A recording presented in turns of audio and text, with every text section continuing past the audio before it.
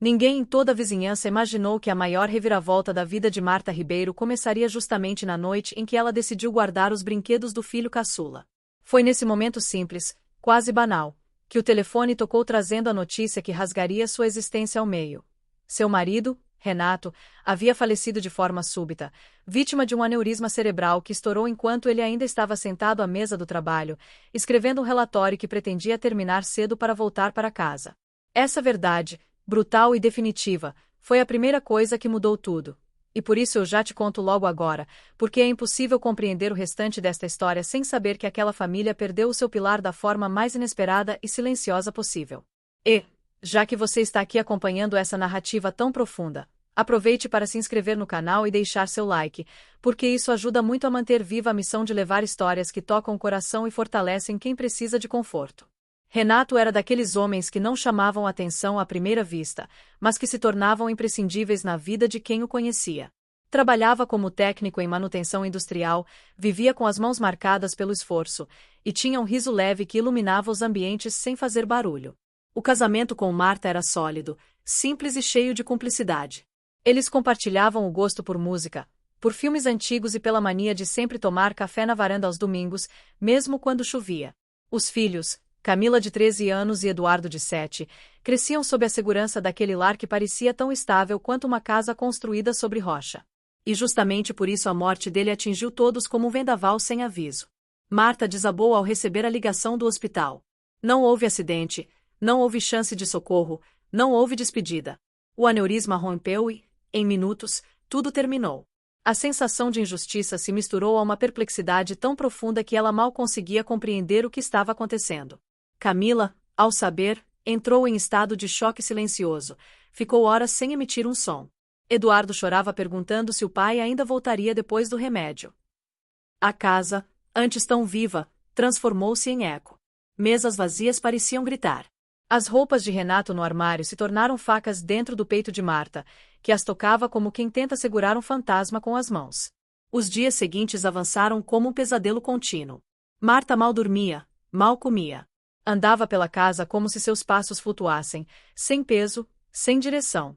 Camila começou a ter crises de ansiedade, acordando ofegante no meio da madrugada.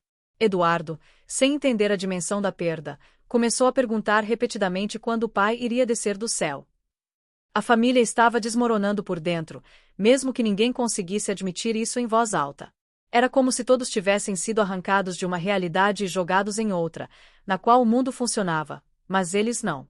E enquanto o sofrimento dominava a vida terrena, Renato despertava em outra dimensão, confuso, atordoado, sem compreender por que não conseguia mais tocar nas coisas ao seu redor. Ele via médicos se movimentando, via Marta chorando agarrada ao celular, via o corpo que deixará para trás, mas não sentia dor, apenas uma desorientação profunda.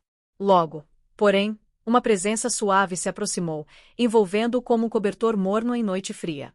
Era sua avó Joana, falecida muitos anos antes, com o mesmo sorriso doce que marcará sua infância. Ela o acolheu com ternura e explicou, com uma serenidade que ele não tinha forças para contestar, que a vida não havia terminado, apenas mudado de plano. O impacto dessa revelação foi enorme. Renato tentou falar com Marta, tentou tocar seus filhos, tentou gritar, mas percebeu que tudo que podia fazer era sentir, observar e aprender.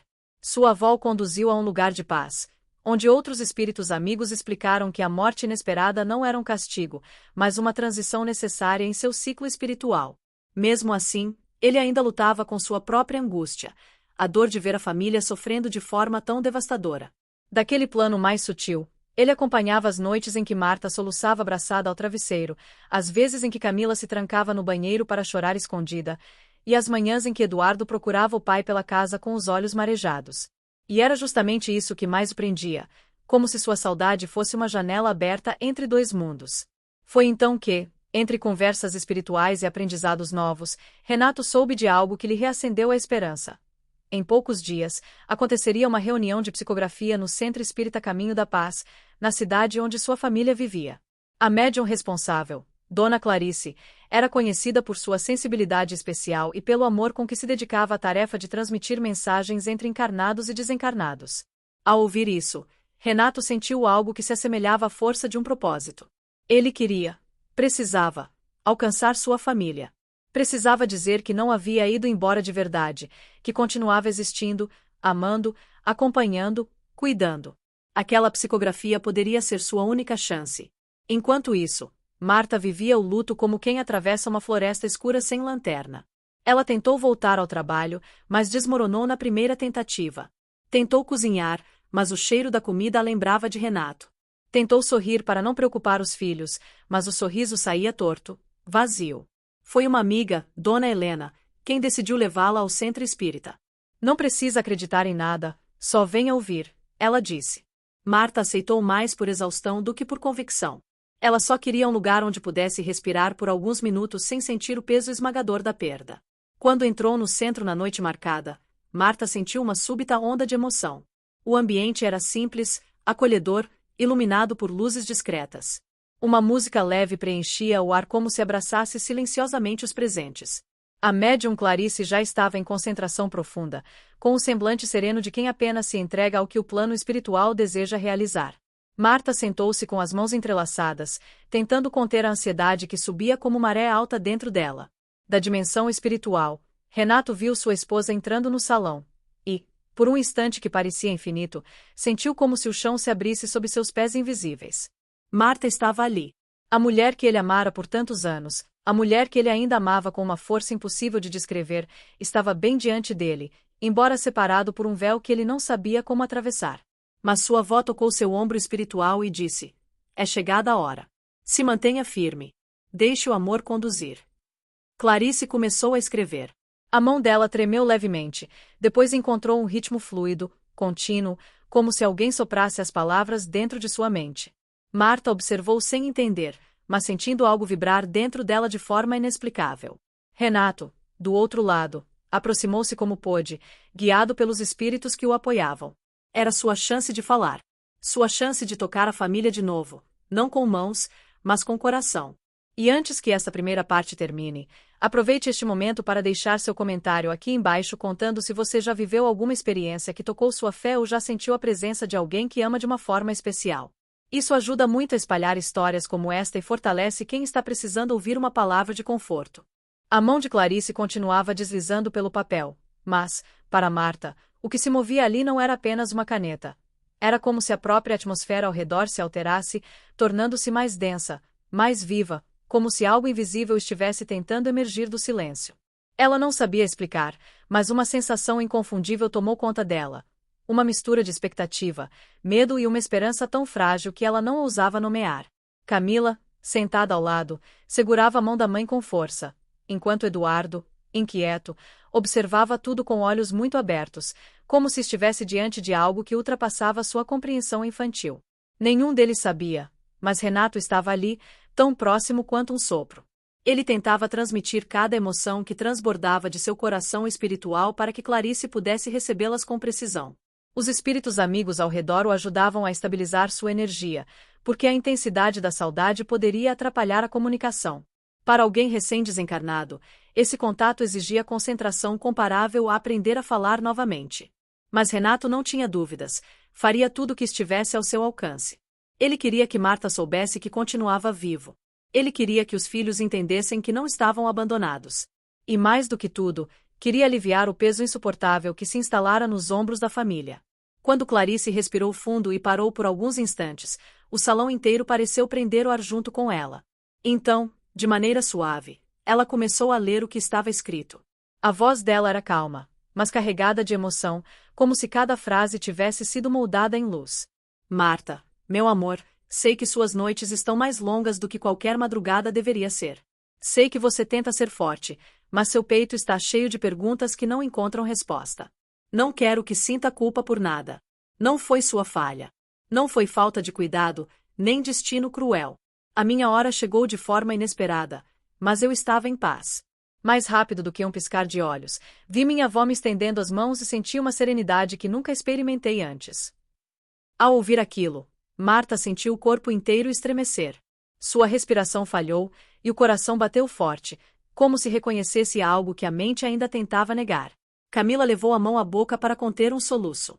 Eduardo, sem entender totalmente, mas percebendo que algo importante acontecia, se aproximou mais da mãe, encostando a cabeça em seu braço. A leitura continuou.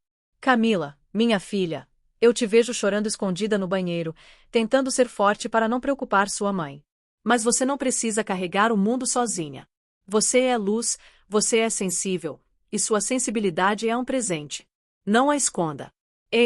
Eduardo, meu menino querido, eu escuto quando você me chama. Eu sei que você pergunta à mamãe quando eu vou voltar, e eu gostaria de poder te abraçar agora mesmo. Mas quero que saiba que não estou longe. Estou do seu lado quando você adormece, quando segura seus brinquedos, quando imagina que sente meu cheiro. Não é imaginação. É amor. Marta começou a tremer. As lágrimas escorriam sem controle. Cada palavra da carta parecia tocar feridas profundas, mas também iluminá-las com um calor muito suave, quase medicinal. Havia detalhes ali que ninguém poderia inventar. A forma como Camila escondia as lágrimas, o jeito exato de Eduardo arrumar os carrinhos na estante antes de dormir, uma mania que apenas Renato conhecia.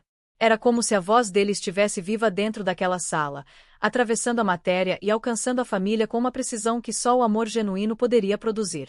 Renato observava tudo do plano espiritual, tomado por um misto de emoção e gratidão. Ele nunca imaginou que poderia vê-los assim novamente, sentir-se tão próximo, mesmo sem um corpo físico. Cada expressão de Marta, cada lágrima de Camila, cada gesto de Eduardo chegava a ele como ondas de energia pura, e ele absorvia tudo com uma intensidade que jamais experimentara enquanto vivo. Era como se pudesse amar ainda mais, um amor maior, dilatado, sem limites. A carta prosseguia. Meu amor, eu vi quando você arrumou minhas roupas e depois sentou no chão do quarto, segurando minha camisa como se fosse possível me trazer de volta pelo toque. Eu estava ao seu lado naquele dia.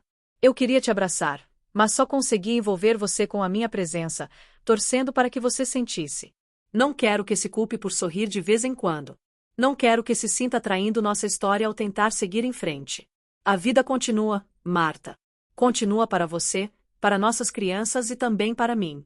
Há caminhos que ainda vamos trilhar juntos, mesmo em planos diferentes. A cada frase, a atmosfera do salão se transformava. Algumas pessoas choravam silenciosamente, outras sorriam de forma tímida, emocionadas por testemunhar algo tão sensível.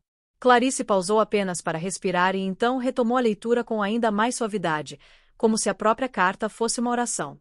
Peço que cuide da nossa família com amor, como sempre fez. Não se desespere nas noites em que tudo parecer impossível.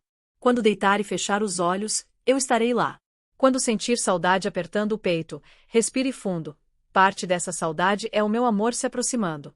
Não quero que me veja como alguém que partiu, mas como alguém que mudou de forma. Eu existo. Eu vivo. E continuo amando você. Essas palavras, ditas com tanta precisão e ternura, transformaram completamente o ambiente emocional de Marta. Pela primeira vez desde a morte de Renato, ela sentiu algo que não era desespero. Era uma sensação de movimento, de continuidade, como se a vida estivesse começando a se reorganizar dentro dela. Não era uma cura instantânea, mas uma fresta pela qual a luz finalmente conseguia entrar. Renato, ao perceber isso, se encheu de alegria. Ele sabia que não poderia permanecer ali para sempre, mas tinha esperança de que aquela mensagem fosse suficiente para plantar a semente necessária para que Marta se reconstruísse, não apagando a dor, mas aprendendo a caminhar ao lado dela sem sucumbir completamente. Camila, enxugando as lágrimas, segurou o papel com cuidado quando Clarice entregou a carta à família. Eduardo pediu para ler de novo, mesmo sem saber decifrar todas as palavras. Marta encostou o rosto na página, fechou os olhos e respirou fundo, como se aquela carta fosse um abraço de Renato atravessando dimensões. Enquanto você segue acompanhando essa história que está emocionando tanta gente, aproveite para compartilhar aqui nos comentários se você acredita na vida após a morte ou se já teve alguma experiência que te fez repensar a espiritualidade. Essa troca enriquece muito quem está passando por momentos difíceis e pode iluminar o caminho de outras pessoas. Depois da leitura da carta, ninguém no salão teve coragem de se levantar por alguns instantes. Era como se o ar estivesse impregnado com algo sagrado, como se todos precisassem de tempo para absorver o que havia acabado de acontecer. Marta apertava o papel contra o peito, como se segurá-lo fosse a única forma de impedir que suas emoções transbordassem de maneira irreversível. Camila ainda tentava se recompor após o impacto daquelas palavras tão íntimas, e Eduardo, com a inocência própria da infância, perguntava baixinho se o pai estava ali mesmo, como se esperasse vê-lo surgir de trás de alguma cadeira. A médium Clarice, visivelmente emocionada, Permaneceu em silêncio respeitoso, dando espaço para que aquela família pudesse processar a profundidade da experiência. Do plano espiritual, Renato observava tudo com os olhos da alma, olhos que agora captavam nuances que jamais compreenderá enquanto vivo. Ele percebia cada vibração, cada onda de sentimento, cada pensamento silencioso que emanava dos entes amados. Aquilo o preenchia de uma mistura de paz e dor. Paz por estar finalmente conseguindo ajudá-los, dor porque compreendia, com uma clareza impressionante, a intensidade da saudade que deixará como cicatriz.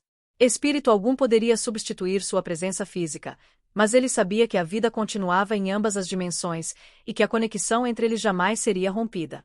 Clarice respirou profundamente antes de falar, com toda a serenidade que sempre a caracterizava. O que aconteceu aqui foi uma bênção, algo raro e extremamente especial. Guardem essa carta com carinho. Ela não é apenas tinta no papel. É um encontro entre mundos. Marta agradeceu, mas sua voz saiu embargada e quase inaudível. Ela segurava a carta com tanto cuidado, como se temesse que qualquer movimento brusco pudesse desfazer aquilo que acabará de vivenciar. Para ela, aquela mensagem não era apenas uma prova, era um pedaço de Renato devolvido de forma milagrosa. Quando saíram do centro espírita, o vento da noite parecia diferente. Não era mais um vento frio que atravessava o peito. Era uma brisa suave, quase maternal, como se a própria natureza tivesse sentido a necessidade de acolher aquele trio fragilizado.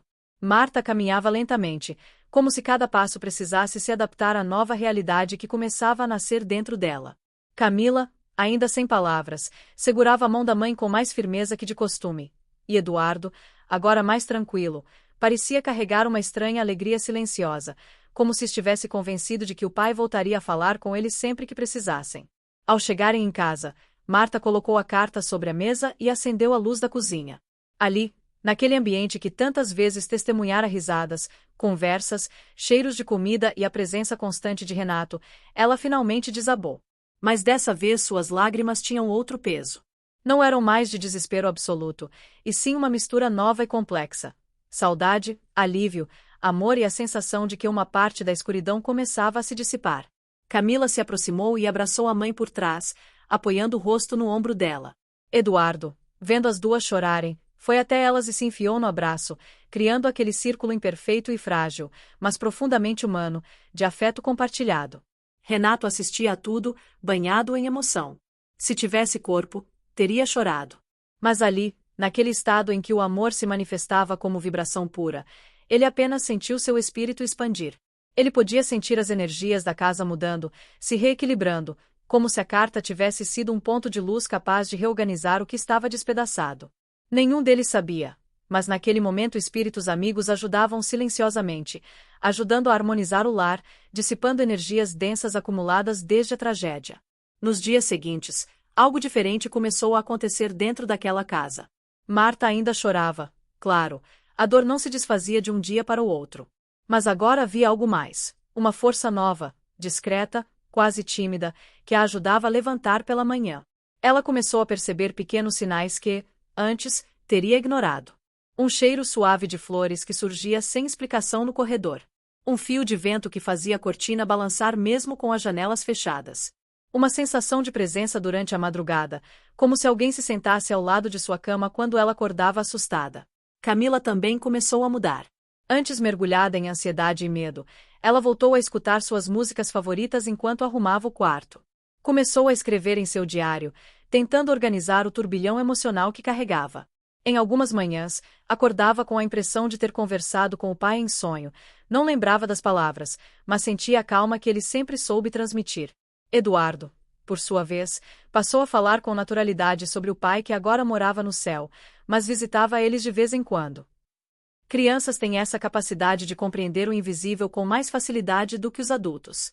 Uma noite, enquanto Marta preparava o jantar, ouviu a porta do quarto de Camila abrir devagar. A filha se aproximou com uma expressão diferente, não triste, mas reflexiva. Mãe, posso te perguntar uma coisa? Marta desligou o fogo e enxugou as mãos no pano de prato. Claro, filha. Pode falar. Camila hesitou por alguns instantes antes de continuar. Você acha que o papai fica triste quando a gente chora muito? A pergunta atravessou Marta como uma flecha invisível, e ela precisou de alguns segundos para responder. Filha, eu acho que ele entende. Ele sabia que a gente amava ele. Mas acho também que ele fica feliz quando a gente tenta seguir em frente, quando a gente tenta ser forte. Camila assentiu, com lágrimas discretas nos olhos. Eu só não quero que ele pense que a gente esqueceu. Marta abraçou e disse: ele nunca pensaria isso. E nós nunca vamos esquecer. Enquanto mãe e filha se abraçavam, Renato sentia uma onda de ternura profunda. Ele compreendia que o processo deles era longo, mas agora havia uma abertura, uma disposição para transformar a dor, e não apenas carregá-la. Algumas semanas depois, Marta decidiu voltar ao centro espírita. Mas agora não como alguém desesperado em busca de respostas, e sim como alguém que desejava compreender o que havia vivenciado. Ela começou a frequentar reuniões de estudo, a ouvir palestras, a conversar com outras pessoas que também haviam perdido alguém querido. Aprendeu sobre o ciclo da vida, sobre reencarnação, sobre planos espirituais, sobre a continuidade da consciência após a morte. Tudo aquilo ajudava a organizar o caos emocional que ela carregava dentro de si. E algo curioso aconteceu.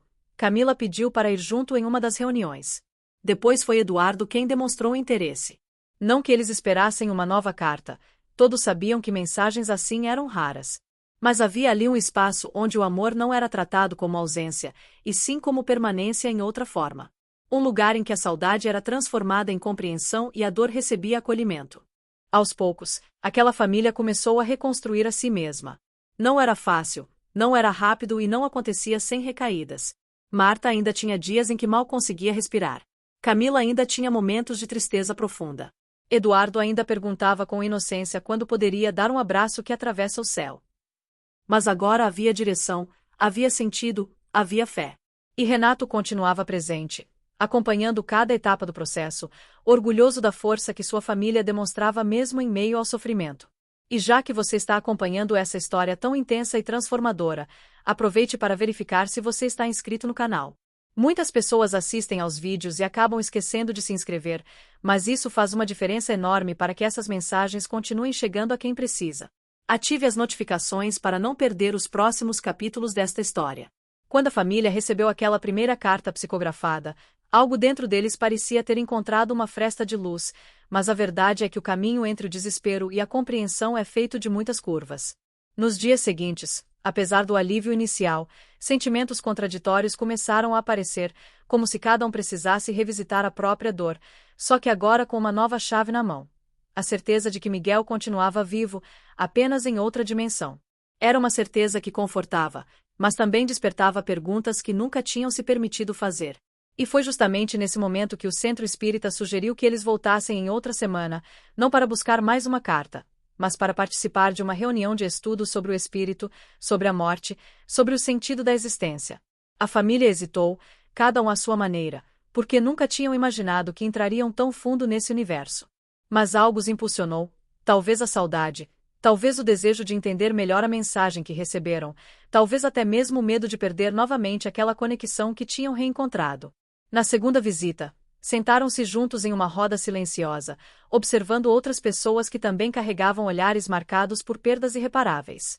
Havia mães que perderam filhos, maridos que perderam esposas, jovens que perderam irmãos, e todos pareciam, de alguma forma, reconhecer-se mutuamente no ponto mais frágil da alma humana, a incapacidade de aceitar a ausência de alguém amado.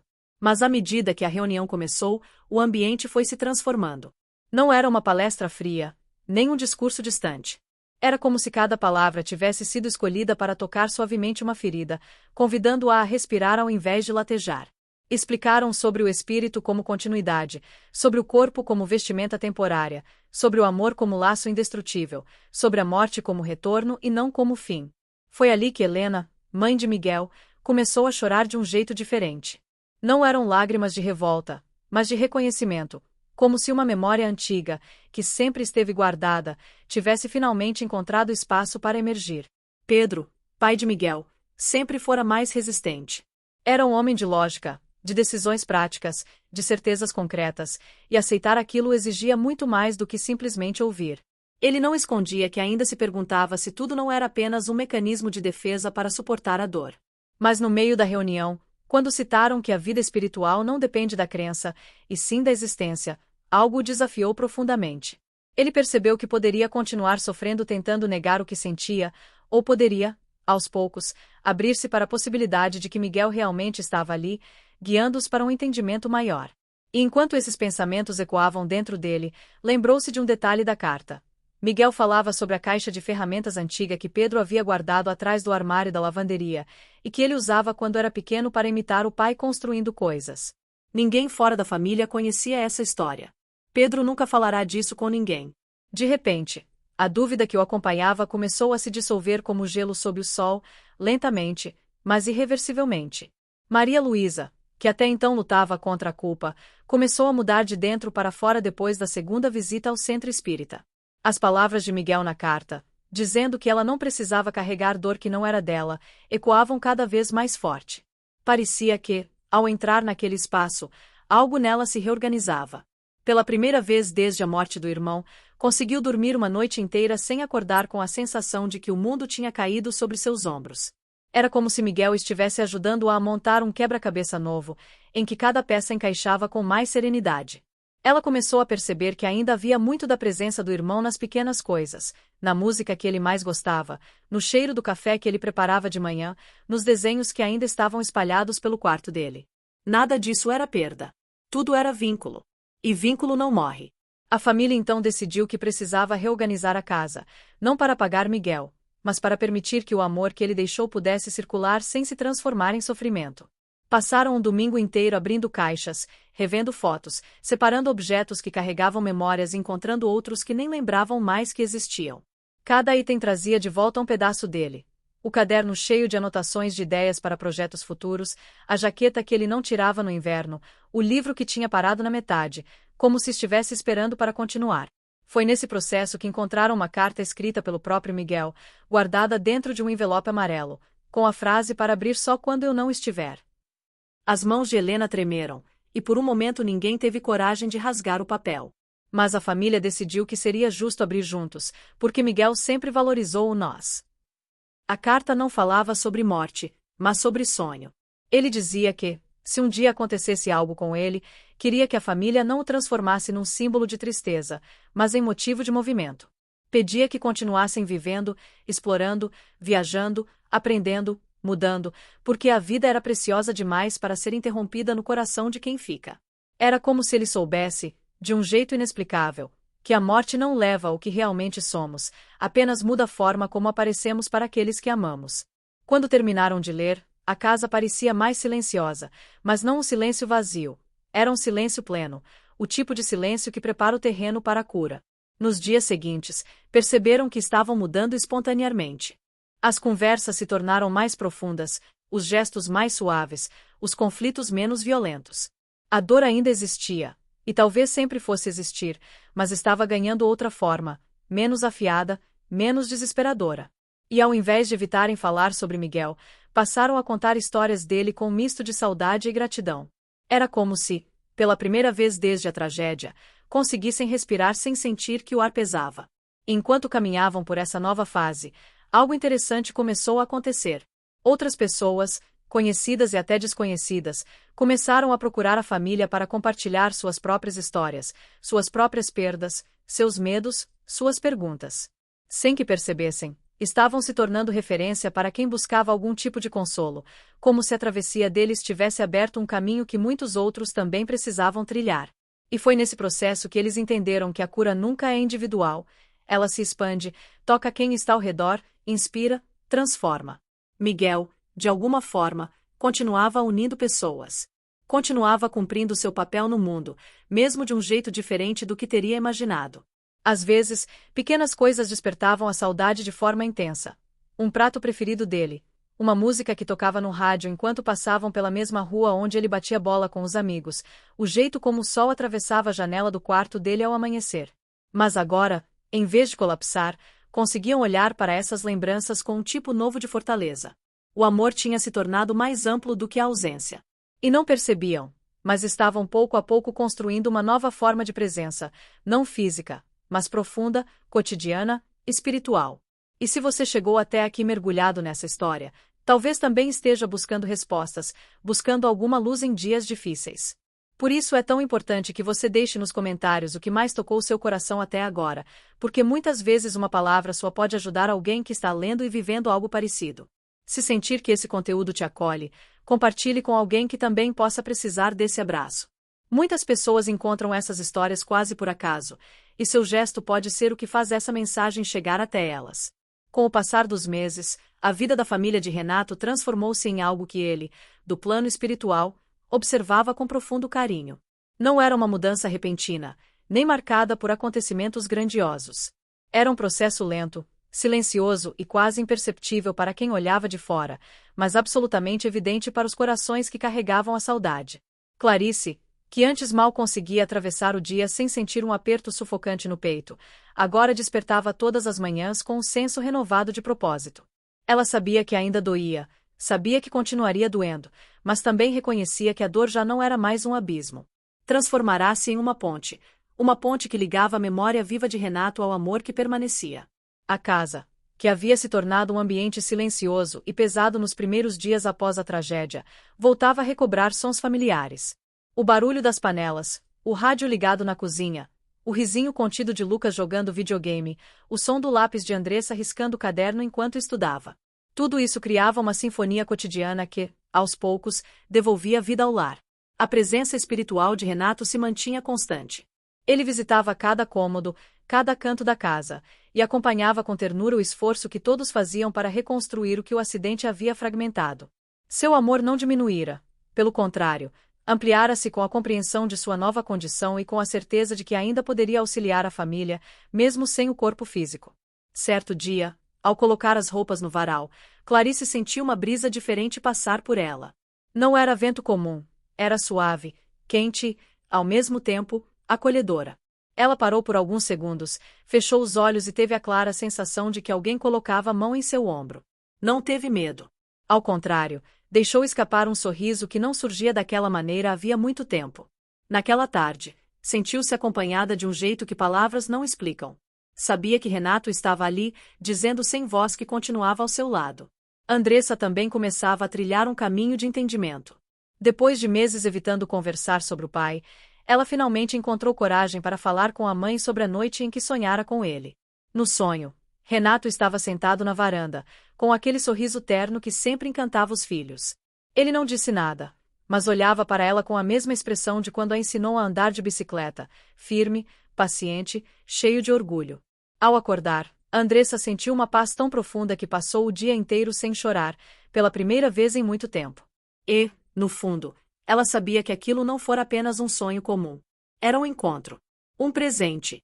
Um sinal de que seu pai continuava acompanhando seu crescimento. Lucas, por sua vez, se mostrava cada vez mais intuitivo. Em uma noite chuvosa, desenhou sem querer um jardim repleto de luzes brilhantes, sem saber exatamente por quê. Quando mostrou à mãe, Clarice, sentiu as lágrimas borbulharem nos olhos. O desenho era incrivelmente parecido com a descrição que Otávio fizera na carta psicografada, o lugar sereno e luminoso para onde havia sido levado após o desencarne. Lucas não lembrava de ter visto aquilo em nenhum livro, nenhum vídeo, nada. Ele simplesmente sentiu vontade de desenhar. Para Clarice, não havia dúvida. O pai conversava com o menino em intuições delicadas, como se plantasse pequenas sementes de consolo no coração da criança. Foi nesse período de renascimento emocional que Clarice tomou uma decisão importante: voltar ao centro espírita. Não em busca de novas mensagens, como muitas pessoas imaginavam, mas em busca de aprendizado. Ela queria compreender mais sobre o que havia acontecido, sobre a vida após a morte, sobre o porquê de certos sofrimentos e sobre como convertê-los em força. Nas reuniões, ouvia atentamente as explicações dos voluntários, as leituras de obras espíritas e os relatos de outras famílias que, assim como ela, também encontraram conforto por meio da psicografia. Descobriu que o trabalho mediúnico não era sobre espetáculo, mas sobre cura. Não era sobre contato com os mortos, mas sobre conexão com a vida em sua forma mais ampla e contínua. Em uma das palestras, ouviu uma frase que marcou profundamente sua alma: a morte não encerra relacionamentos, apenas os transforma. Sentiu como se aquelas palavras fossem ditas diretamente para ela. Ali, compreendeu que sua caminhada com Renato ainda não tinha terminado. Apenas havia mudado de caminho. Ele continuava sendo marido, pai, companheiro, não mais de carne e osso, mas de amor e espírito.